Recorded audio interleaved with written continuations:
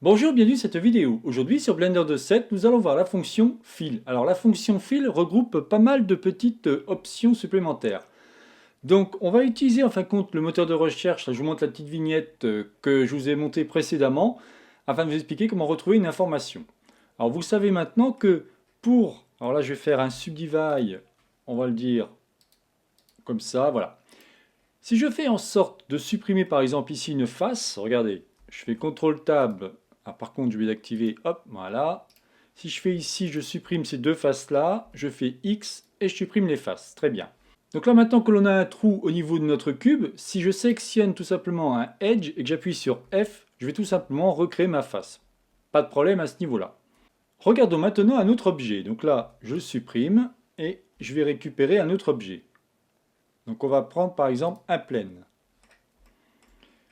Celui-ci, on va le mettre comme ça. Alors ce que je vais faire, c'est que je vais supprimer la face, mais sans supprimer les arêtes autour. Attention, c'est très important. J'appuie sur X et je clique sur Only Face. D'accord? Ensuite, ici, je sélectionne l'ensemble. Je fais CTRL TAB pour être en vertex. Comme ça, j'ai 1, 2, 3, 4. Ce qui va m'intéresser, c'est d'avoir 20 points. Pour cela, je sélectionne l'ensemble. Je vais appuyer sur W et je vais cliquer sur Subdivide. Et ici, je vais faire en sorte d'avoir, alors je regarde en haut, j'en suis à 16, voilà, 20 points, parfait. Donc maintenant que j'ai 20 points, ce que j'aimerais, c'est remplir ma forme pour avoir tout simplement une surface. Donc solution A, on appuie sur A, on va tout sélectionner, on appuie sur F. Le problème, c'est ce que j'appelle un n-gon. Moi, je voudrais plutôt des quadrangles. Comment peut-on faire? Regardez, c'est très simple.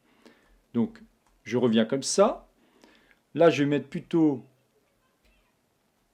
en 7 en mode orthogonal et on va commencer. Je sélectionne tout le monde. J'appuie sur ma barre d'espace et là, je vais chercher tout simplement le mot-clé Fill, F-I-2-L. Ici, on a différents éléments, d'accord? On ne va pas tous les regarder, on va regarder déjà Grid Fill, on va regarder Fill All et Fill, ouais, sûrement Fill aussi. Donc si on prend, par exemple, si on prend Fill, on clique ici, regardez ce que celui-ci m'a fait. En fin de compte, il m'a créé tout simplement, il m'a triangulé tous mes différents points pour essayer de remplir mes faces. Le problème, c'est comme je vous dis, nous on préférait des quadrangles. Donc ici, en cliquant sur l'option Body, ça va tout simplement alléger mes triangles et faire quelque chose d'un peu plus beau. Bon, entre guillemets, quand vous avez des triangles, c'est pas terrible. Donc ça, solution à ne pas utiliser. Comment pouvez-vous nous faire? J'appuie sur la barre d'espace et regardons les autres. Donc, je resélectionne avec un L, voilà. On va utiliser maintenant Grid Fill. Et là, vous allez voir que c'est beaucoup plus intéressant car celui-ci m'a créé un maillage tout à fait honorable. Ici, vous allez pouvoir tout simplement déplacer les colonnes, enfin créer des colonnes ou les déplacer. Et ici, vous aurez un décalage. D'accord? Là, c'est pas très flagrant, donc on va partir sur un autre élément.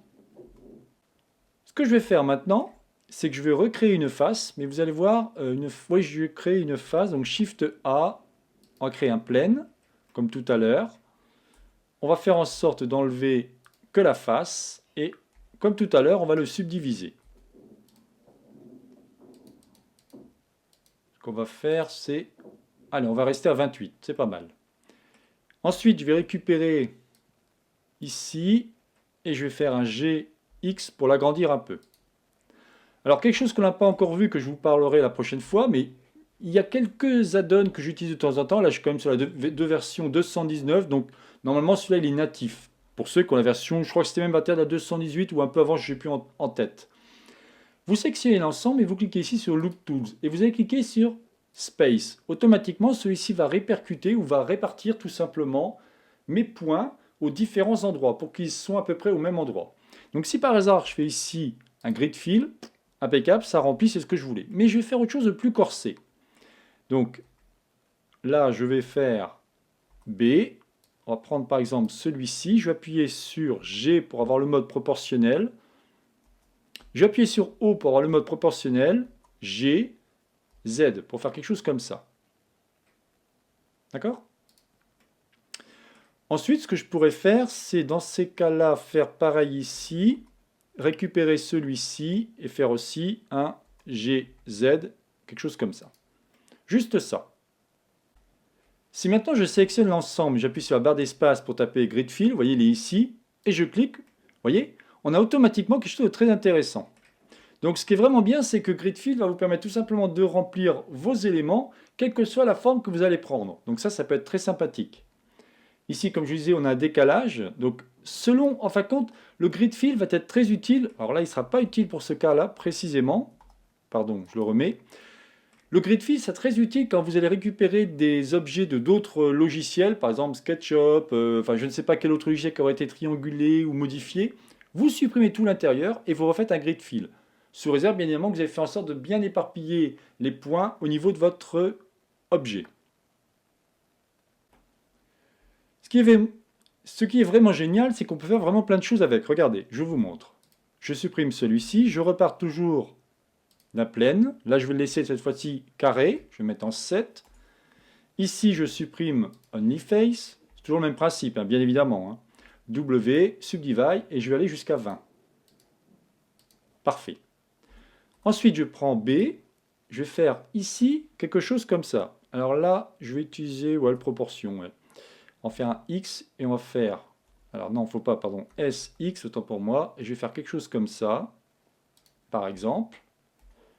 Et ici, je vais prendre ces deux-là et ces deux-là. Et là aussi, je vais faire SY pour faire quelque chose comme ça. Voilà. Et lui, en fin de compte, qu'est-ce qu'il va faire? C'est pareil, si je sélectionne l'ensemble, je fais barre d'espace, Grid Fill, et il va me faire quelque chose de très intéressant, c'est qu'il m'a fait des quadrangles. Alors là, par contre, je m'aperçois quelque chose qui n'est pas terrible. Je ne m'attendais pas à ça. Donc dans ces cas-là, il faudrait reprendre, regardez, il faudrait reprendre CTRL-TAB les vertex, parce que là, on a une superposition et c'est pas bon du tout. D'accord? Là, vous faites un SX tout simplement. Alors, on va virer la proportion. On appuie sur O. Évidemment, tout ce que je vous explique, vous devez le connaître maintenant parce que je vous ai fait plein de vidéos sur tout ce que je vous ai expliqué. Hein. Donc là, normalement, vous devez vous en sortir. SX. Et je vais pouvoir voilà, faire quelque chose comme ça. Parce que mon maillage n'était pas correct. Et là, vous voyez, en fin de compte, si on regarde bien, on n'a que des quadrangles. Regardez, 1, 2. Alors là, c'est pareil, celui-ci, on dirait qu'il est... Donc on a bien 1, 2, 3, 4. Vous voyez, à chaque fois, on a bien des quadrangles. Alors, évidemment, je vous ai pris une forme assez spécifique, mais il n'empêche que c'est très intéressant pour pouvoir faire ce genre de choses. Ensuite, la dernière option que je voulais vous montrer, ou plutôt la dernière fonction qui sera approximativement dans le même style, si je fais Shift A, cette fois-ci, je vais prendre ma petite Suzanne. Je vais mettre en mode solide. Et ce que je vais faire, c'est que je vais tout simplement mettre en face et je vais créer des trous. On va faire créer un trou ici, et on va créer un trou aussi ici. D'accord? Je supprime face. Très bien. Je sélectionne l'ensemble et je voudrais qu'en fin de compte, celui-ci me recomble mes trous rapidement. Alors, quelle est la technique? C'est très simple. Vous faites tabulation, vous faites barre d'espace, pardon, et vous tapez Fill. On a vu quoi? On a vu Fill à l'instant, hein, Alt F pour le raccourci. On a vu Grid Fill, mais celui qu'on n'a pas vu encore, c'est Fill All. Regardez, je clique dessus. Vous avez vu ce qui s'est passé? Mes deux éléments qui étaient ici ont été automatiquement remplis. Fill All, pardon, il va tout simplement remplir les trous. C'est ce que ça veut dire de manière anglaise. Mais ici, vous voyez, c'est marqué Side, c'est le nombre de côtés. Comme mon carré fait 4 côtés, il ne remplit que les 4 côtés. Ici, vous pouvez vous apercevoir que j'ai 1, 2, 3, 4, 5, 6. Lui, il ne comprend pas. Si je vais à 5, il ne se passe rien. Mais si je vais à 6, automatiquement, il remplit. Qu'est-ce qui se passe si je vais à 7, 8? Rien du tout. Le problème, vous voyez, c'est ça. C'est que celui-ci, en fin de compte, on pourrait croire qu'il va refaire des quadrangles, mais pas du tout. Il va juste, par rapport à un n-gon, puisqu'il dépasse 4 côtés, il va faire en sorte de le re-remplir, tout simplement. Voilà, donc je n'en dirai pas plus sur cette vidéo. C'est donc la chaîne Savoir pour tous, réalisée par Jean-Michel. Si vous avez aimé cette vidéo, n'oubliez pas de liker ou tout simplement vous abonner à ma chaîne. Alors comme je vous disais, je vous fais plein de vidéos sur Blender 2.7. Bien évidemment, pour ceux qui regardent mes vidéos sur 2.8, je vais continuer. Il n'y a aucune inquiétude là-dessus. Si vous avez des questions, toujours au niveau de la modélisation, si vous souhaitez que je vous fasse des vidéos, parce que moi je suis en train de suivre toujours un bouquin qui est ma version Blender 2.7, qui s'appelle La 3D libre avec Blender, la version qui était pour la 2.6, je crois, de mémoire. N'hésitez pas à me demander, moi dans ce cas ça me donnera des idées, parce que croyez-moi que quand on fait des vidéos, des fois on cherche des idées, quoi. On dit tiens, qu'est-ce que je pourrais faire? J'essaye de suivre une certaine logique, toujours par rapport à la modélisation, puisque le reste à côté, il est créé dans d'autres playlists par rapport aux modifieurs, par rapport aux shaders, et ainsi de suite. Pour l'instant, je vais me concentrer sur la modélisation, puisque Si vous voulez, si vous regardez un peu mes vidéos sur 2.8 et 2.7, vous allez voir qu'il y a plein de choses qui se ressemblent. Heureusement, parce que sinon ce serait très compliqué de passer à 2.7 à 2.8. Mais quoi qu'il en soit, regardez aussi mes vidéos sur la version 2.8, vous verrez que vous apprendrez plein de choses par rapport à la 2.7. Croyez-moi, il y a des fois des subtilités tellement nuancées que pas de problème. Même si vous utilisez un logiciel, enfin, même si vous utilisez pardon, des objets qui sont dans la 2.7, sous réserve que vous avez utilisé le shader principal, vous pouvez les importer dans votre 2.8, ça fonctionnera. Très souvent, vous rencontrerez beaucoup moins de problèmes, surtout par rapport au shader. Voilà, bah écoutez, je vous souhaite donc une bonne journée et à la prochaine vidéo. Bye bye.